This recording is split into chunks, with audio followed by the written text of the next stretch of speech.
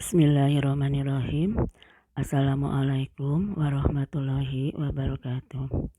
Jumpa lagi anak-anak. Mari kita awali pertemuan kita hari ini dengan satu tekad untuk tetap bisa berbuat jujur dalam setiap kesempatan, bahkan dalam kesempitan sekalipun. Baiklah, dalam kesempatan ini Ibu akan mencoba melanjutkan kembali pembahasan Ibu tentang petty cash. Dalam hal ini Ibu fokus sekarang ke laporan dana kas kecil dengan metode dana tetap atau impress fund system. Baiklah anak-anak, sebelum Ibu memberikan contoh kasus penggunaan metode dana tetap, perlu Ibu ingatkan kembali konsep dasarnya. Pertama, yaitu dalam metode dana tetap, jumlah dana kas kecil harus tetap sama dalam setiap periode, yaitu sebesar cek yang diserahkan bendahara kepada pemegang dana kas kecil. Yang menjadi pertanyaan, berapa besarnya? Nah, biasanya besarnya dana kas kecil di awal periode itu ditetapkan berdasarkan keputusan dari manajemen perusahaan. Nah, oleh pemegang kas kecil, cek harus segera diuangkan dan segera dibukukan penjurnalannya dengan cara mendebet kas kecil dan mengkredit kas perusahaan. Bukti transaksinya yaitu bukti kas masuk. Nah, setelah terbentuk dana kas kecil, maka setiap pengeluaran yang sifatnya relatif kecil di perusahaan tersebut itu harus memanfaatkan anggaran dari dana kas kecil. Selanjutnya, setiap kali melakukan pembayaran sekecil apapun, pemegang kas kecil harus selalu membuat bukti pengeluarannya. Nah, apabila jumlah kas kecil tinggal sedikit atau pada setiap akhir periode, maka pemegang kas kecil akan meminta pengisian kembali kas kecilnya sebesar jumlah pengeluaran yang sudah dibayar dari kas kecil dalam periode tersebut. Sekali lagi, hanya meminta pengisian sejumlah pengeluaran saja. Nah, dengan cara ini, jumlah uang dalam kas kecil kembali lagi seperti semula. Pengisian kembali pada akhir periode perlu dilakukan agar biaya-biaya yang sudah dibayar dari kas kecil bisa dicatat dalam buku jurnal. Karena perlu Ibu ingatkan lagi bahwa dalam sistem impress, pengeluaran kecil baru dicatat pada saat pengisian kembali. Nah, bagaimana pencatatannya? Yaitu dengan cara mendebet rekening yang sesuai untuk masing-masing pengeluaran, yang dasarnya adalah bukti-bukti pengeluaran, dan mengkredit kas perusahaan sebesar uang yang dibayarkan kepada pemegang dana kas kecil untuk pengeluaran periode tersebut. Bagaimana cara pencatatannya? Bisa kalian perhatikan bahwa dalam metode dana tetap hanya dilakukan 2 kali pencatatan jurnal, yaitu pada saat pembentukan tadi ya, pada saat pencairan cek, kemudian pada saat penggunaan tidak sama sekali dilakukan penjurnalan, cukup dicatat di buku kas harian supaya tidak tercecer, dan bukti transaksinya didokumentasikan menggunakan sistem yang ditetapkan oleh perusahaan. Baru nanti saat pengisian kembali, pemegang kas kecil melakukan pencatatan jurnal, yaitu dengan mendebet seluruh pengeluaran pada periode tersebut dan mengkredit kas sebanyak pengeluaran tersebut. Baiklah, perhatikan contoh soalnya. Ya, perhatikan contoh soal. Ya. Nah, sekarang Ibu ibaratkan kalian sebagai karyawan PT Insan Remaja yang diberi tanggung jawab untuk mengelola dana kas kecil.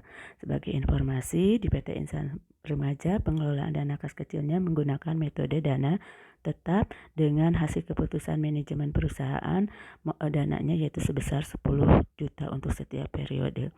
Perhatikan, selama periode berjalan yaitu sampai tanggal 31 Juli tercatat pengeluaran sejumlah 9 juta rupiah dengan rincian pengeluaran sebagai berikut: biaya angkut, listrik, telepon, suplai kantor, biaya pengiriman barang, abodemen surat kabar, konsumsi, bahkan sampai abodemen internet. Ini tercatat selama satu periode bulan Juli, dan kebetulan semua transaksi ini semuanya ada bukti transaksi eksternnya, sehingga memudahkan kita pada saat harus mencatatnya di buku kas harian.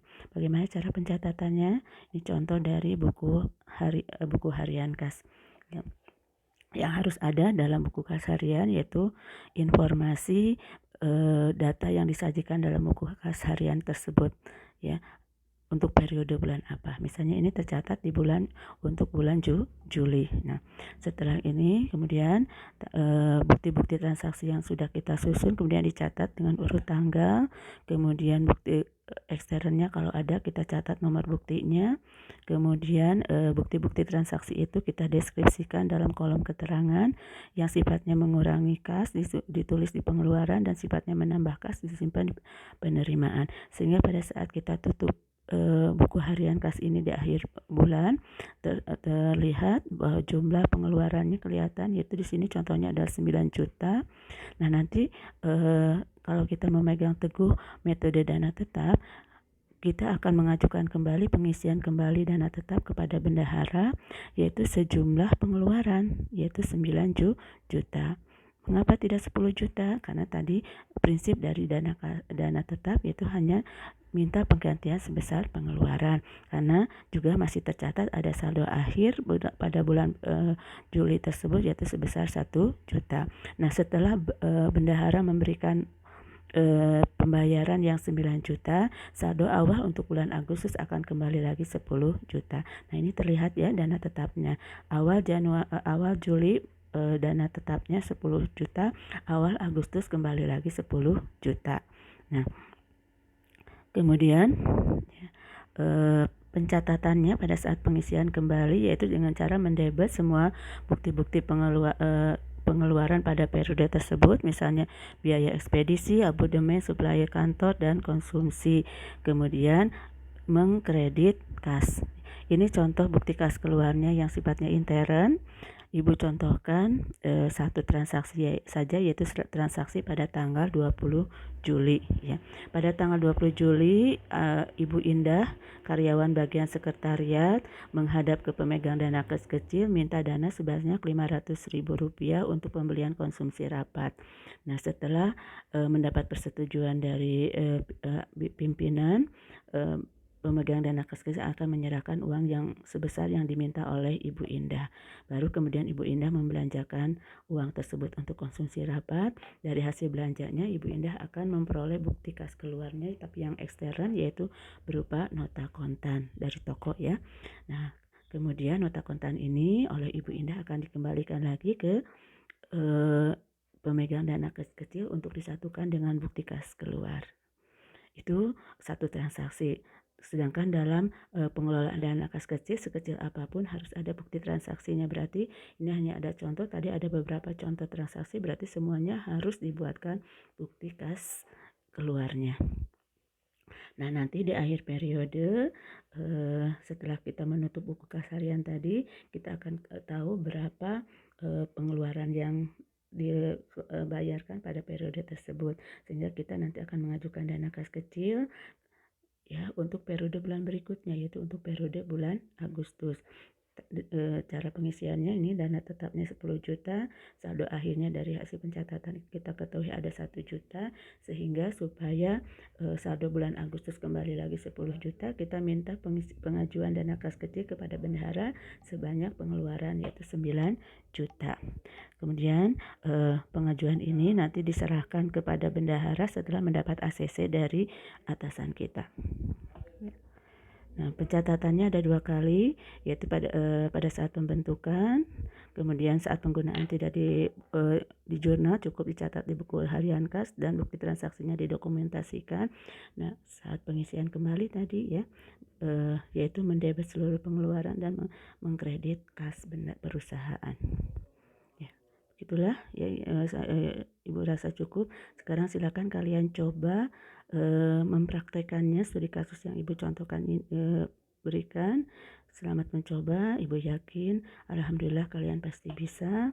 Assalamualaikum warahmatullahi wabarakatuh.